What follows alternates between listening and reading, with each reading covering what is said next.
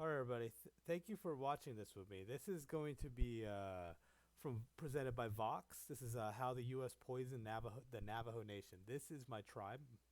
This is the tribe I represent. I can tell you my number and all that, but that's not important, or my history of it. But I'd like to watch what this news organization came up with. I'd like to show it. This is not my own content, but I like to react to it as a Native American and as a fellow YouTuber. Let's see. I put this under my watch later so I can make a reaction to it. All right, without further ado, let's see what my people are enduring today. I'm in California, so my eyes don't extend past our state. It was peaceful. It was our home. And we used to have farming down here and up that way. And I used to play in that perennial stream. The sheep, the cows, and the horses, they all drink from there. Nobody told us not to. The Navajo tribe. I wonder if they had any idea what was going to happen here. For over 40 I've only driven years, through our this lands. Navajo community in Church Rock, New Mexico, has been living with a toxic legacy. The mining industry poisoned their water, soil, and air, abandoned hundreds of uranium mines, and turned its back on the biggest radioactive spill in U.S. history. What am I watching? Let's go back here. Of course, you see the pile right there, that big one that looks like a mesa or a hill. This isn't a natural hill. It's a pile of uranium mining waste, a remnant of the industry that started here during World War II. On the New Mexico desert, Allied scientists unleashed its stupendous power. In the early 1940s, the U.S. developed top-secret plans to build an atomic bomb. The greatest secret of the war. And for that, they needed a steady domestic source of a radioactive substance called uranium. Normal stuff. From World War II through the Cold War, the U.S. incentivized uranium mining to build up domestic nuclear power. By the 1950s, there was a uranium boom in the Southwest. Navajo Nation, the largest Native American territory in the U.S., sits right in the middle. I've driven And through it it. was quickly swept into the uranium mining industry. My uncle lives there Vast in deposits of uranium east have part. been discovered in the Navajo Hills. The U.S. government hired private mining companies that often leased land without compensating Navajo Nation fairly. But the tribal government let them in because it offered the prospect of economic growth and jobs for its residents.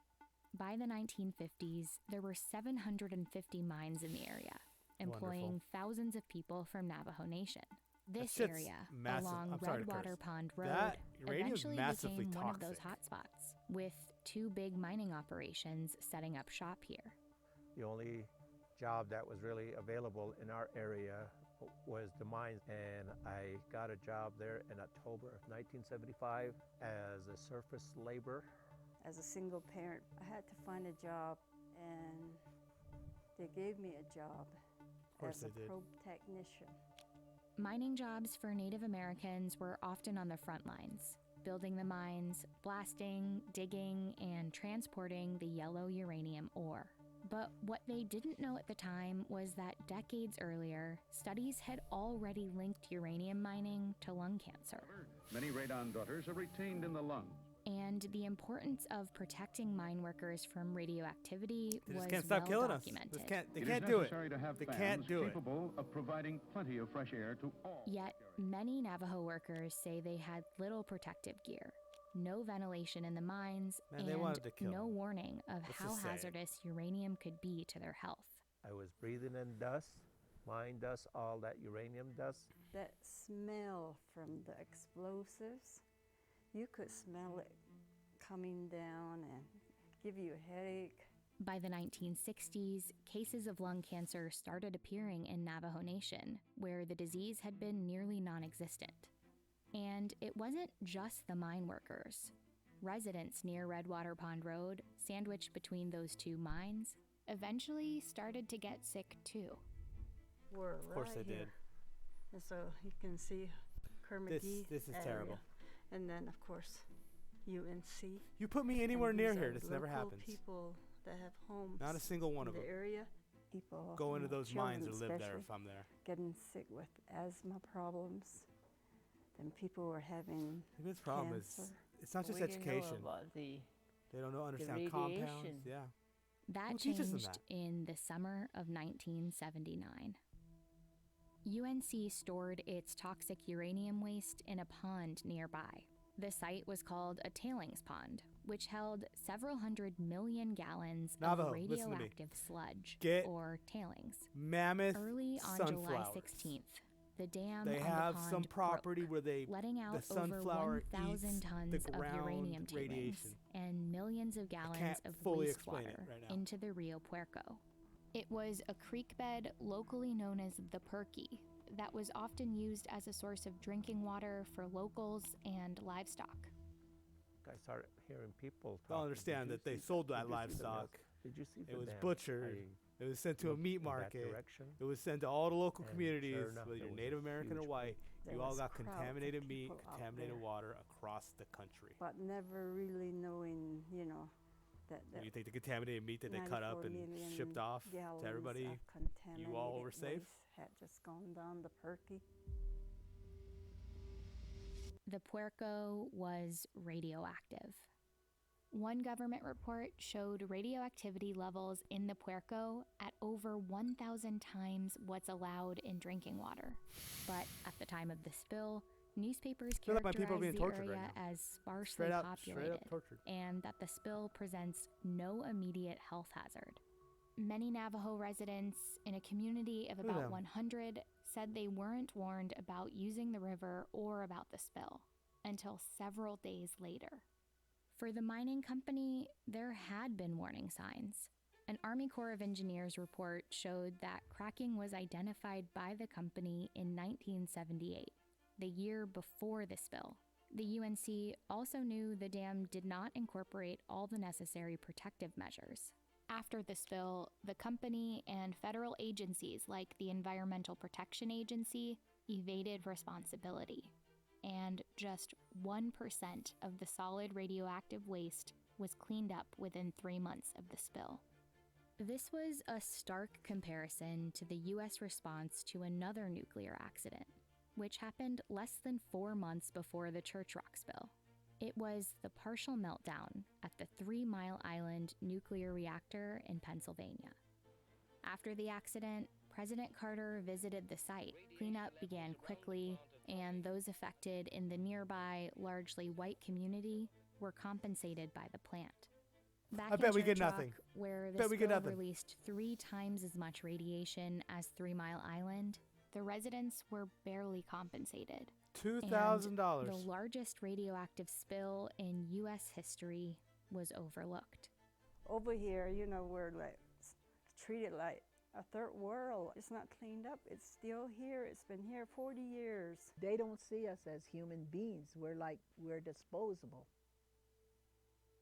While there still hasn't been a comprehensive health study done in the area, there is a clearer picture of the effects of uranium mining in Navajo Nation.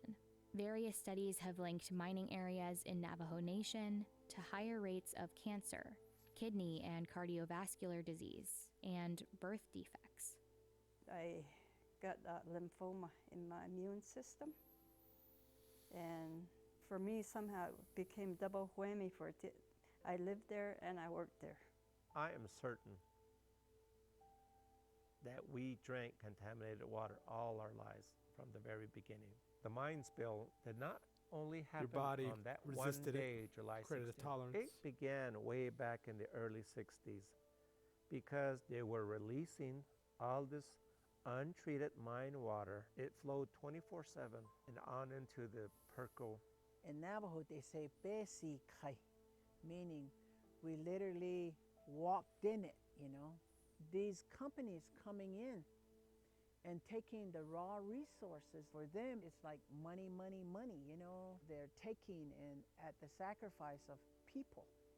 People died, sacrificed their life. In the 1980s, as demand for nuclear energy declined, the mines shut down.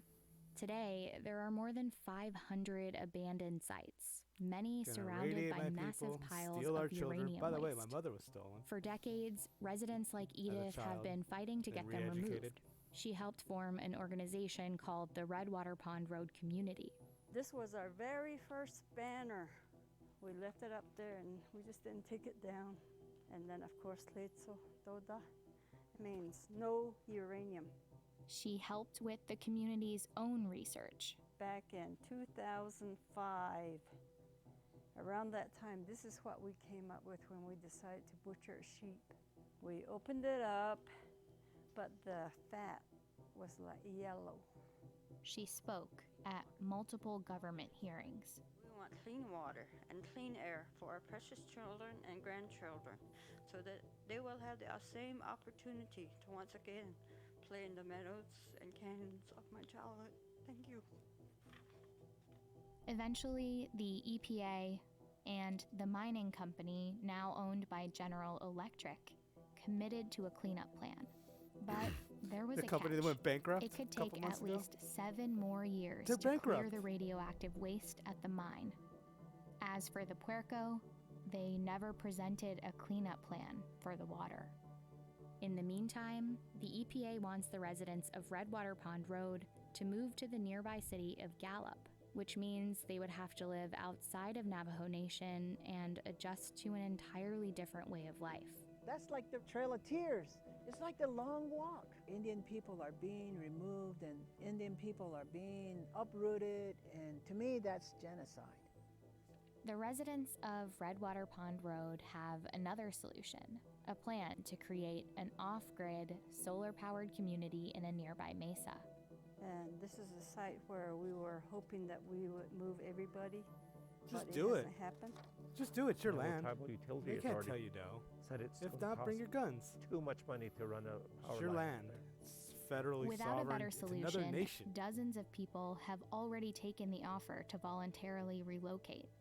But for now, Edith and a handful of her neighbors are you know what the staying natives put did up at the and casino when they continuing screwed the them over? long They fight went into the for their casino home. with guns They just and came took in, that casino over and made them give them tore up their the money. place, It's and left it's native that land. contamination our behind. rules, And they not really don't want to do anything about it. They don't care. The government doesn't care. But we have connections with the land, and we have, stories of where we're from. We still live here. We still call this place home.